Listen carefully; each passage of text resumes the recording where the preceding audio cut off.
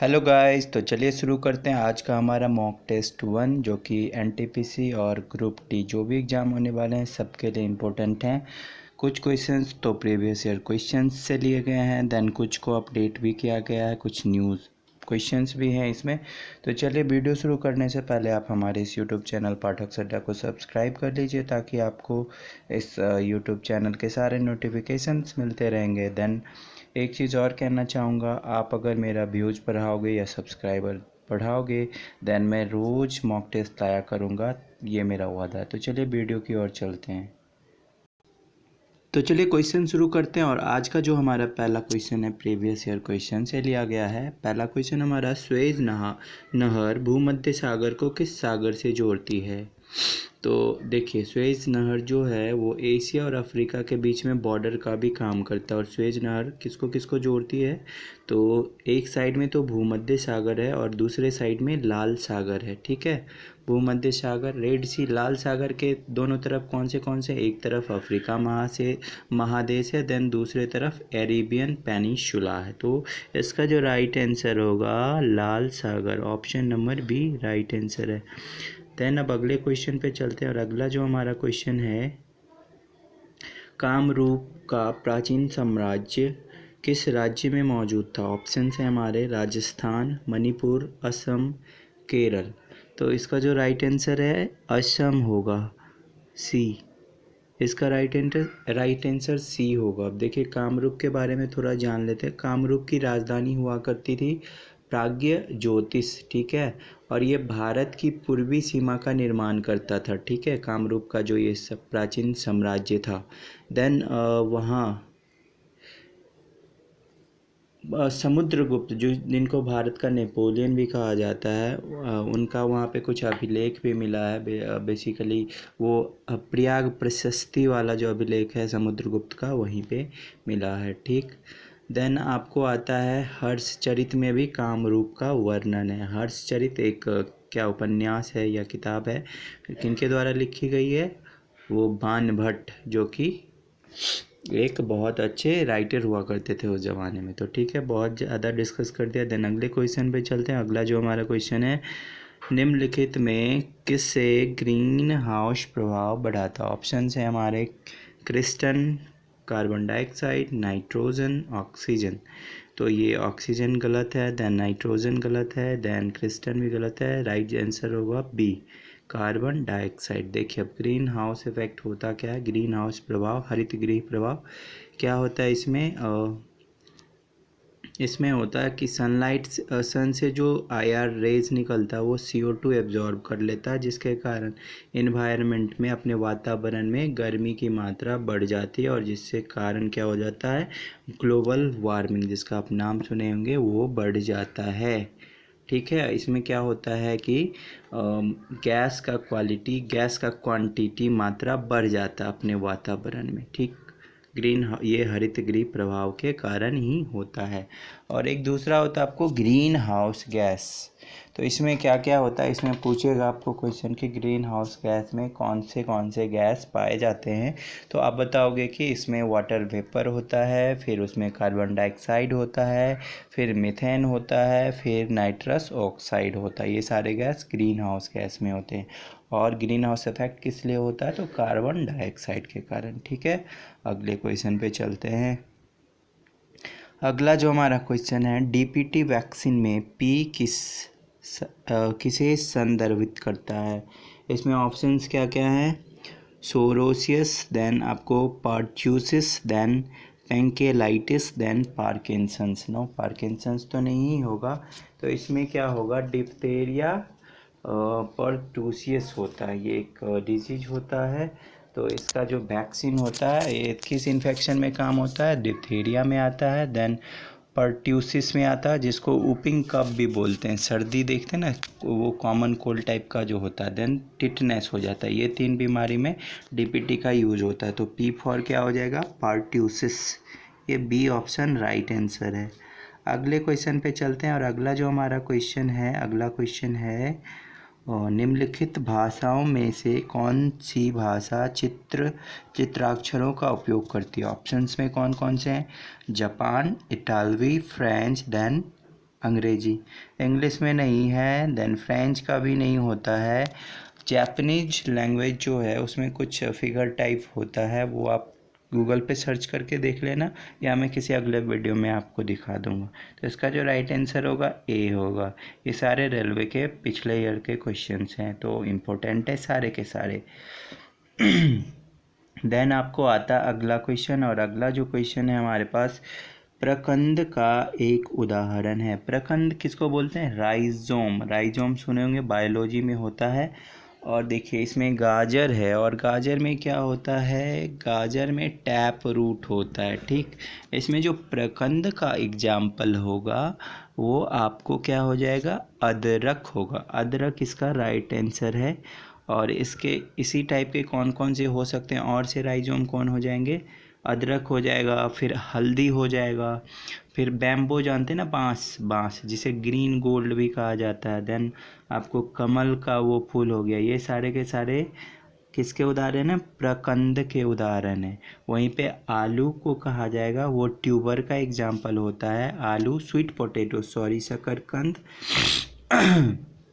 हाँ, शकरकंद किस फैमिली से आया है? ये एग्जाम में पूछता है, तो ये बता देते हैं। कॉन्व्यूलेसी फैमिली से आता है स्वीट पोटैटो, जिसको हिंदी में शकरकंद बोलते हैं, ठीक। और इसमें क्या होता है? ट्यूबर रूट प्रेजेंट होता है।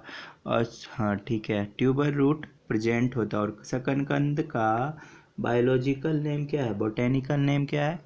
देखिए मुंबई में आलू को क्या बोला जाता है? बटाटा। तो बटाटा से याद कीजिएगा स्वीट पोटैटो, ठीक। इपोमिया बटाटास, ठीक है, इसका बोटेनिकल नेम है। देन आलू जो आता है, आलू में कौन सा ट्यूबर रूट प्रेजेंट है, ठीक। शकरकंद और आलू में सेम टाइप का रूट प्रेजेंट है। और आलू का बोटेनिकल नेम क्या होता है? Solanum tuberosum.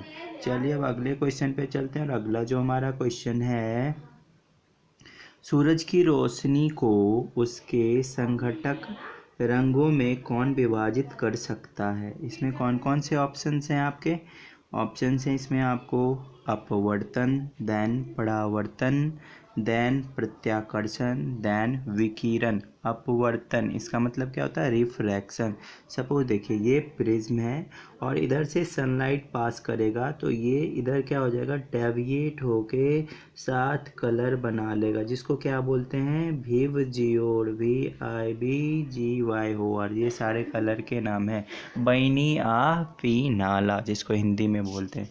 तो इसका जो ये हो जाएगा, सूरज की रोशनी को उसके संघटक रंगों में कौन विभाजित कर सकता है? तो अपवर्तन। ये जो आंसर है इसका राइट आंसर है। देन आता आपको परावर्तन। परावर्तन को भी थोड़ा सा जान लेते। परावर्तन क्या होता है बेसिकली?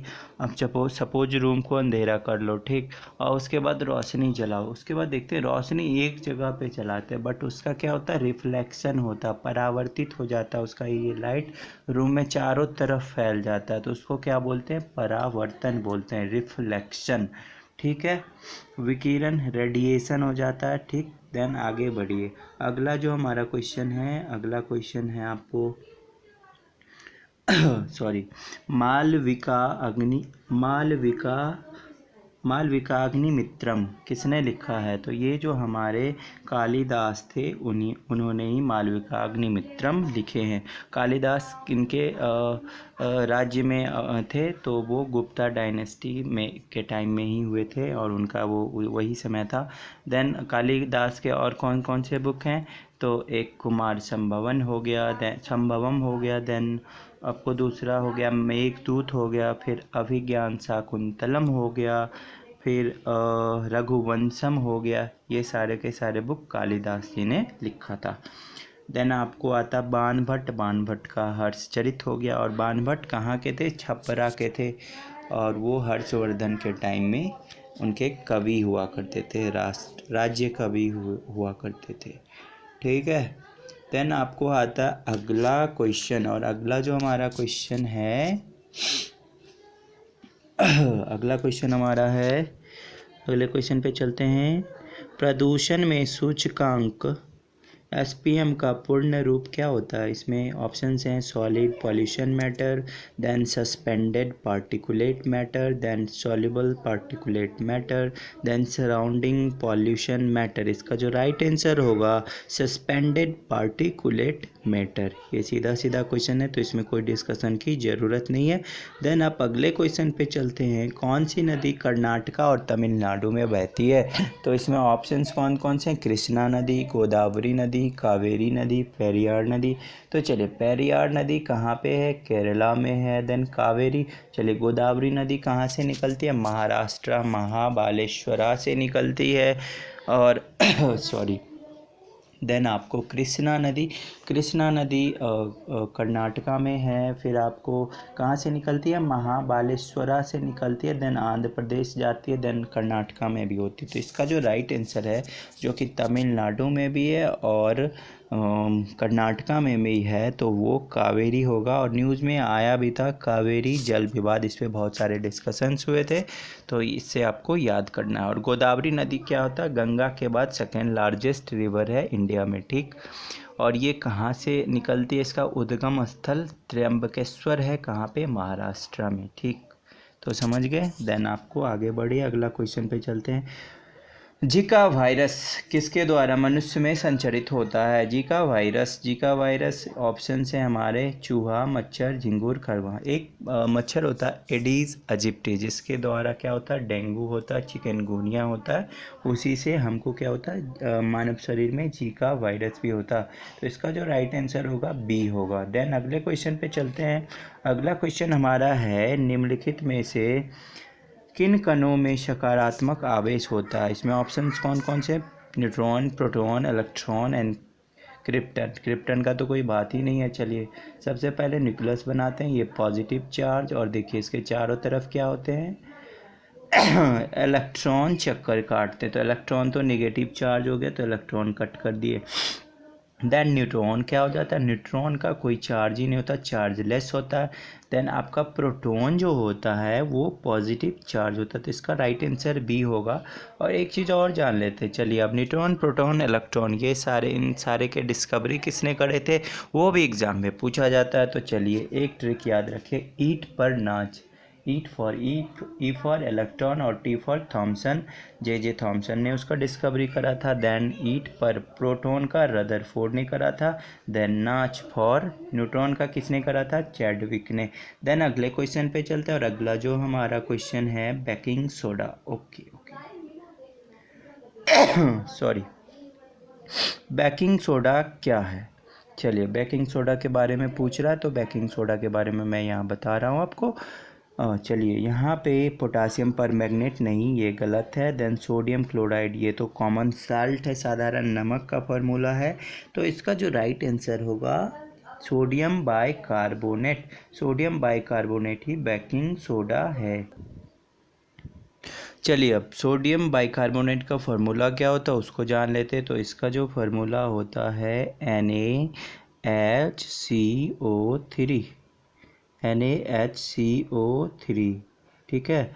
और NaHCO3 जिसमें Na का पॉजिटिव चार्ज देन इसका नेगेटिव चार्ज होता है, ठीक है।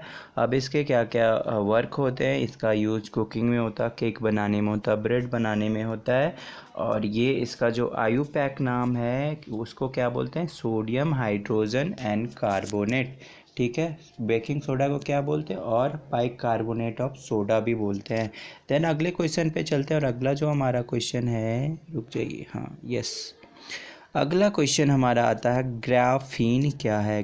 ग्राफीन क्या है? एक ये देखिए एक ट्रांसपेरेंट टाइप का स्ट्रक्चर होता है, बहुत ही पतला सीट होता है जो कि कार्बन का बना होता है।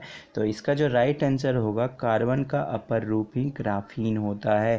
देन अगले क्वेश्चन पे चलते हैं। और अगला जो हमारा क्वेश्चन है निम्नलिखित में से प्राचीन संस्कृत शब्दकोश कौन सा है? तो चलिए इसमें हर्षचरित तो एक किताब है, किसकी? नॉवेल है, बाणभट्ट की। देन आपको होता अमर कोश ही राइट आंसर है जो कि एक अमर सिंह ने लिखा था। और अमर सिंह किस जमाने के किनके राज्य कवि थे?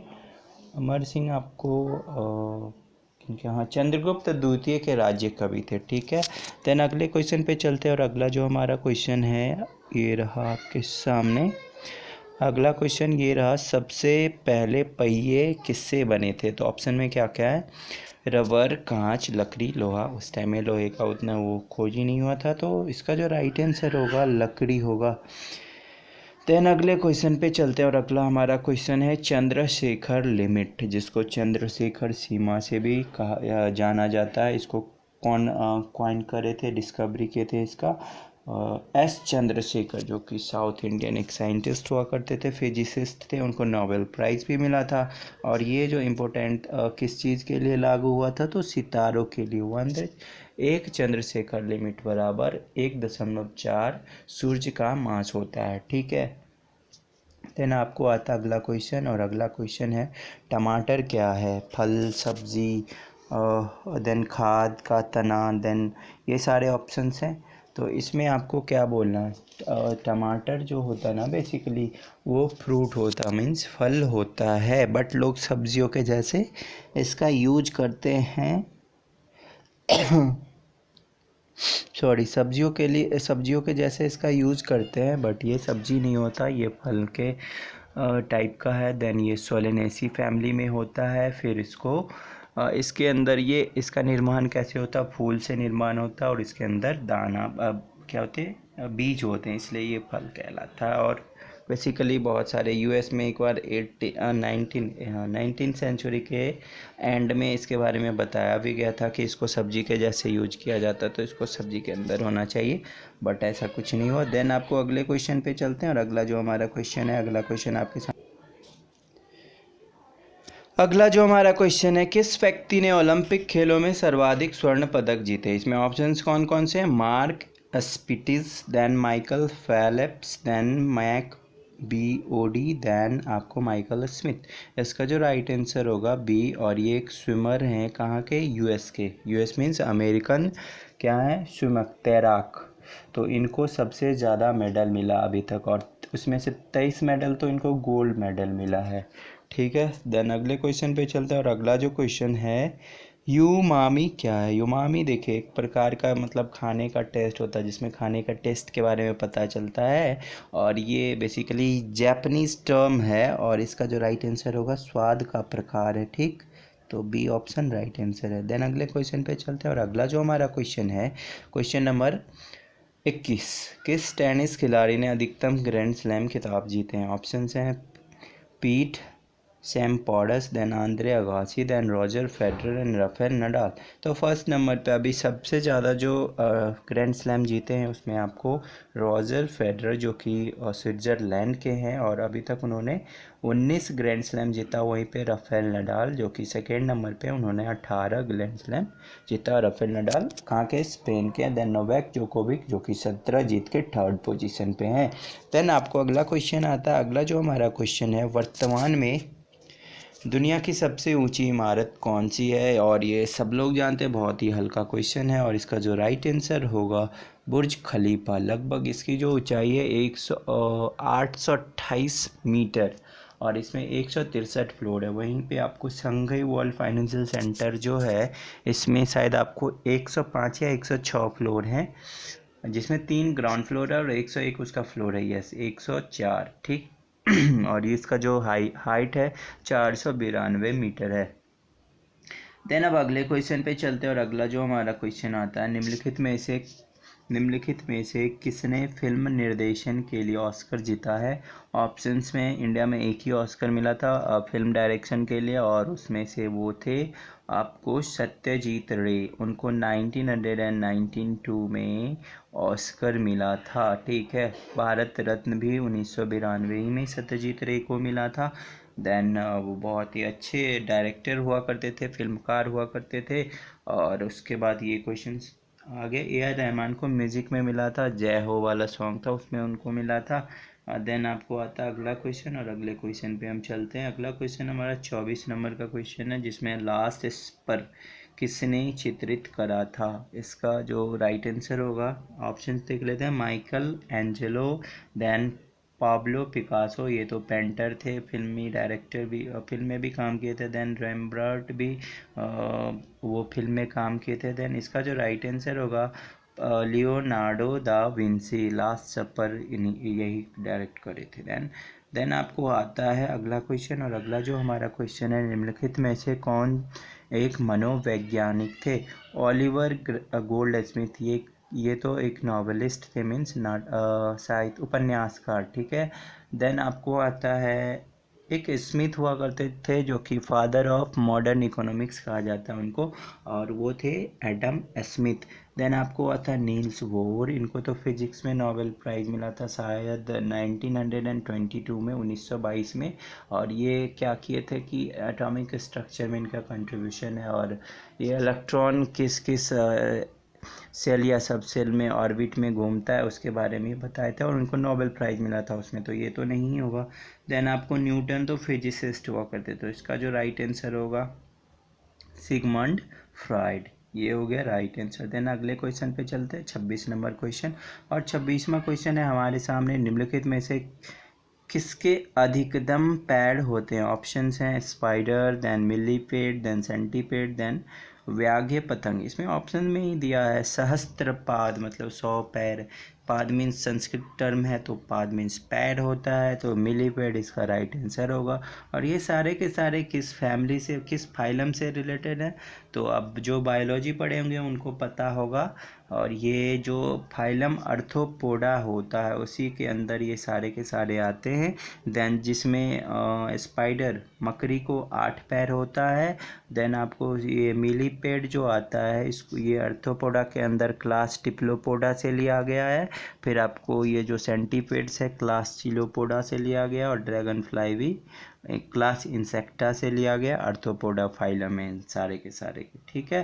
देन आपको आता है अगला क्वेश्चन 27 नंबर क्वेश्चन, और इसमें है लीमर क्या है? मानव शरीर की एक हड्डी नहीं, फ्यूमर होता है वो।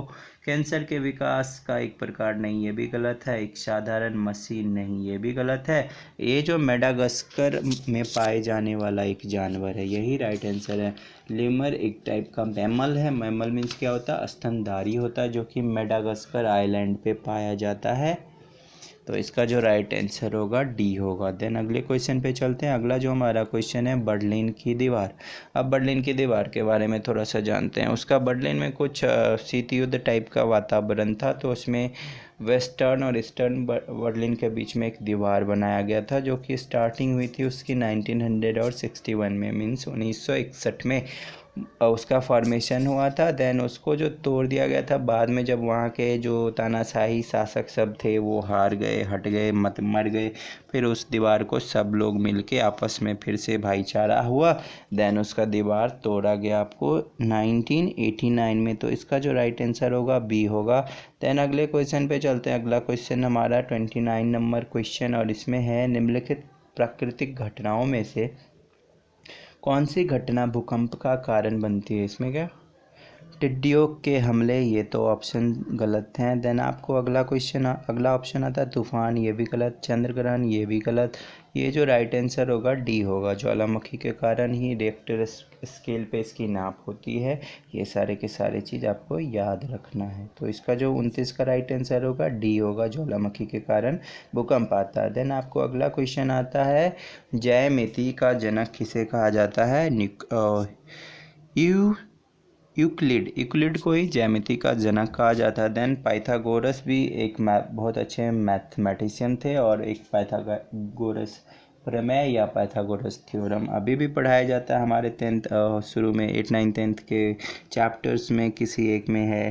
देन आपको होता है फिबोनाची। तो इसका राइट आंसर जो होगा ए होगा। यूक्लिड को ज्योमेट्री का जनक कहा जाता है। और देन अगले क्वेश्चन पे आते हैं। अगला क्वेश्चन हमारा आता है 31 नंबर क्वेश्चन, जिसमें उच्चतम न्यायालय के न्यायाधीश की सेवानिवृत्ति की उम्र क्या होती है? इसका जो राइट आंसर होगा 65, ठीक है। अभी भारत के उच्चतम न्यायालय के न्यायाधीश कौन से हैं? मतलब सुप्रीम कोर्ट के चीफ जस्टिस कौन है? S.A. बोबडे। अब इसका जो देखिए उच्चतम न्यायालय में एक न्यायाधीश होगा, ये किस आर्टिकल से लिया गया है? तो आर्टिकल 124। देन अगले क्वेश्चन पे चलते हैं। और अगला जो हमारा क्वेश्चन है भारत के भारत के मुख्य चुनाव आयुक्त कौन से हैं? सॉरी माफ़ करना, इस क्वेश्चन में मैं थोड़ा ऑप्शन को ऐड करना भूल गया।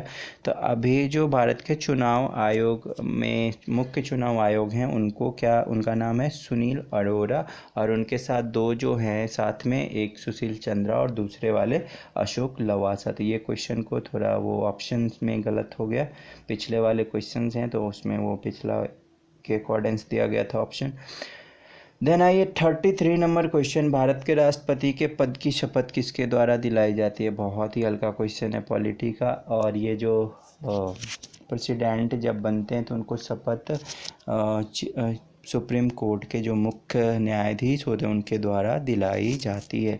चलिए अब राष्ट्रपति के बारे में आए तो थोड़ा सा वो जान लेते हैं। ये भारत का राष्ट्रपति होगा, संविधान के भाग 5 में है और 52 में आर्टिकल में राष्ट्रपति का जिक्र किया गया कि भारत का एक राष्ट्रपति होगा। देन 53 में आर्टिकल अनुच्छेद 53 में राष्ट्रपति के कार्यकाल का वर्णन है। देन उसके बाद कार्यकारी शक्ति का वर्णन है। फिर आर्टिकल 54 में राष्ट्रपति का चुनाव कैसे होगा उसके बारे में दिया गया है। देन आर्टिकल 55 में चुनाव का तरीका क्या होगा राष्ट्रपति के, उसके बारे में है। फिर 56 में राष्ट्रपति का कार्यकाल के बारे में दिया गया है। और आपको राष्ट्रपति का जो शपथ होता है वो 60 में दिया गया है। और आर्टिकल 61 में उनके ऊपर महाभियोग लाए जाएगा, इसके बारे में दिया हुआ है। देन आपको अगले क्वेश्चन पे चलते हैं और अगला जो हमारा क्वेश्चन है, चलिए अब अगला जो क्वेश्चन है हमारा, निम्नलिखित में से कौन सी प्रक्रिया कार्बन डाइऑक्साइड के वातावरण को हटाती है? अब देखिए कार्बन डाइऑक्साइड होती है पेड़ के पास, पेड़ से निकलती है, ठीक। अब उसके पास सनलाइट आती है, देन आपको उस पर थोड़ा सा पानी लगता है, फिर उस पर क्या होता है, प्रकाश ऊर्जा का किस ऊर्जा में, रासायनिक ऊर्जा में कन्वर्सन होता है। उस प्रोसेस को क्या बोलते हैं, प्रकाश संश्लेषण, जिसमें क्या बनता है, ग्लूकोज बनता है। तो इसका जो राइट आंसर होगा प्रकाश संश्लेषण। फिर आपको आता है बायोडिग्रेडेशन।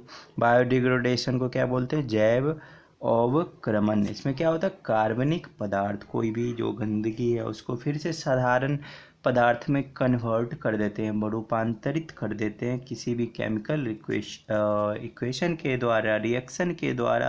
तो उस प्रोसेस को क्या बोलते हैं, बायोडिग्रेडेशन, जैव अवक्रमण, ठीक है। इसमें क्या हो जाता है, डिकम्पोजिशन ऑफ ऑर्गेनिक मटेरियल, ठीक, बाय माइक्रोब्स, ठीक है। वो आप सीवेज ट्रीटमेंट देखते होंगे, उसका एक एग्जांपल है बायोडिग्रेडेशन का। देन आपको आता है विद्युत अपघटन। विद्युत अपघटन ये फिजिक्स में है, जिसको मैं सपोज, इसमें क्या होता है अपघट, विद्युत मतलब किसी चीज़ में आप वाटर में सपोज इलेक्ट्रिक करंट पास करते हो, देन उसमें क्या होगा, हाइड्रोजन अलग हो जाएगा, देन ऑक्सीजन अलग हो जाएगा, तो उसका क्या हो गया, जल का विद्युत अपघटन हो गया। तो ये सारे के सारे समझ गए। देन अगले क्वेश्चन पे चलते हैं। अगला जो हमारा क्वेश्चन है 35 नंबर क्वेश्चन, और 35 नंबर क्वेश्चन में भीम बेटका की गुफाएं कितने साल पुरानी मानी जाती है? तो ये भीम बेटका बेसिकली आपको मध्य प्रदेश के रायसेन डिस्ट्रिक्ट में अवस्थित है, और ये एक यूनेस्को वर्ल्ड हेरिटेज साइट भी है। और इसमें इसके अंदर तो 7 पहाड़ होंगे और बहुत सारी गुफाएं, लगभग 700-800 के आसपास, और ये बहुत पुरानी है। तो सबसे ओल्डेस्ट जो हो जाएगा वो 30,000 साल, ये राइट आंसर होगा, सी वाला इसका राइट आंसर। अगला क्वेश्चन आता है आपको, अगला क्वेश्चन है हमारा 2016 के समर ओलंपिक में भारत को कितने पदक मिले थे? 2016 के समर ओलंपिक में भारत को बस 2 ही पदक मिले थे, और उस 2 में कौन था, एक पीवी सिंधु को बैडमिंटन में मिला था सिल्वर, एंड देन आपको एक साक्षी मलिक को मिला था। तो इसमें 2 पदक मिले थे, तो ऑप्शन जो इसका होगा बी ऑप्शन राइट आंसर होगा। देन आप अगले क्वेश्चन पे चलते हैं, और अगला जो हमारा क्वेश्चन है, निम्नलिखित में से किन्हें Time's person of the year से नवाजा गया? इसमें ऑप्शंस कौन कौन से हैं, Greta Thunberg, then David Cameron, ये गलत है, इसको 2016 में मिला था। देन आपको डोनाल्ड ट्रंप, ये भी गलत है। देन नरेंद्र मोदी को भी नहीं मिला। तो इसका जो राइट आंसर होगा ए ऑप्शन राइट आंसर है, थनबर्ग को मिला था 2019 का Time's person of the year. Then आपको अगला क्वेश्चन आता है 38 टीम 11 किस राज्य के द्वारा लाया गया। देखिए टीम 11 एक कोरोना से फाइट करने के लिए एक लाया गया है, अभियान है वो कि उत्तर प्रदेश राज्य से लाया गया। तो इसका जो राइट आंसर होगा ए हो जाएगा। और मध्य प्रदेश से तो शक्ति लाया गया, अमृत योजना लाया गया है। आंध्र प्रदेश से नेस्तम योजना लाया गया, मत्स्य योजना लाया गया, मत्स्य कड़ा भरोसा, राइतु बंधु, ये राइतु भरोसा योजना लाया गया। ये सारे के सारे योजनाएं विभिन्न राज्यों से लाया गया। देन अगला क्वेश्चन आपको आता है 39 और अगला जो हमारा क्वेश्चन है उसको देख लेते हैं अच्छे से। आपको किस राज्य सरकार ने शराब की खरीद पे कोविड सेस लगाने का फैसला किया। तो इसका जो ऑप्शंस है पंजाब, यूपी, हरियाणा। यूपी वाला तो काव पे सेस लगाया, मतलब सेस क्या होता है, टैक्स ऑन टैक्स होता है, टैक्स पे भी टैक्स लगाना उसको सेस बोलते हैं। सरप्लस टैक्स जो होता है उसको सेस बोलते हैं। तो इसका जो राइट आंसर होगा हरियाणा में, मतलब शराब पे एक्स्ट्रा चार्ज लगेगा, सर चार्ज लगेगा, सरप्लस टैक्स लगेगा। देन आपको अगला क्वेश्चन आता है विश्व हेमोफीलिया डे किस दिन मनाया जाता है। ऑप्शन है हमारे 18 अप्रैल, ये तो नहीं होगा क्योंकि इसमें तो वर्ल्ड हेरिटेज डे मनाया जाता है।